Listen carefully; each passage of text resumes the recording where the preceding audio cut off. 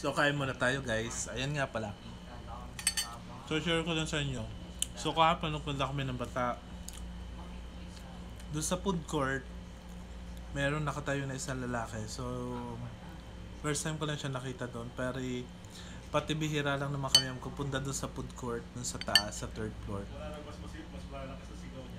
So, anong nangyari nga? So, nangingi siya ng pera or ano, parang sinasabi niya na, ano tawag dito?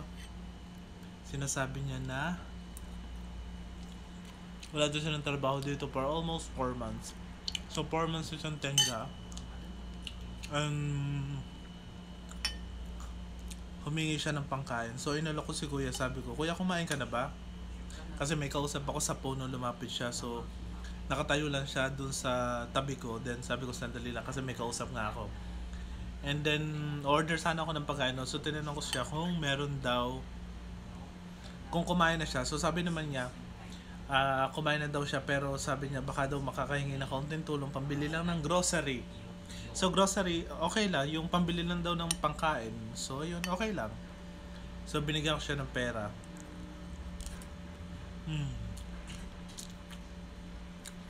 So binigyan ko siya ng 20 real after doon.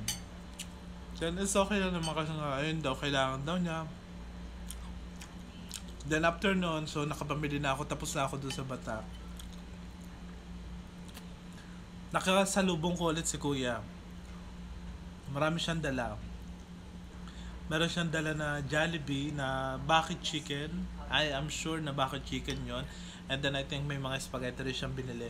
And then ito pa yung nakakagulat. May dala siya na sodas na sapatos. So bumili siya ng sapatos doon.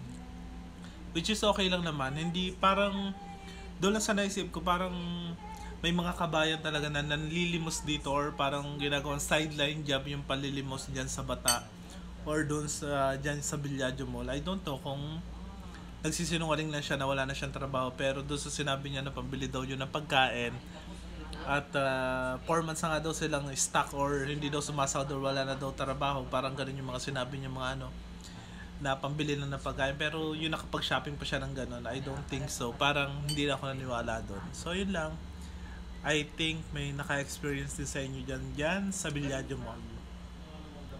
So yun lang, sana wag nyong ginagawang habit yung panglilimos-limos dyan bago kung ano na pandiladahilan nyo. Kasi 2 times na nangyari sa akin yon. So yun lang mga kabayan.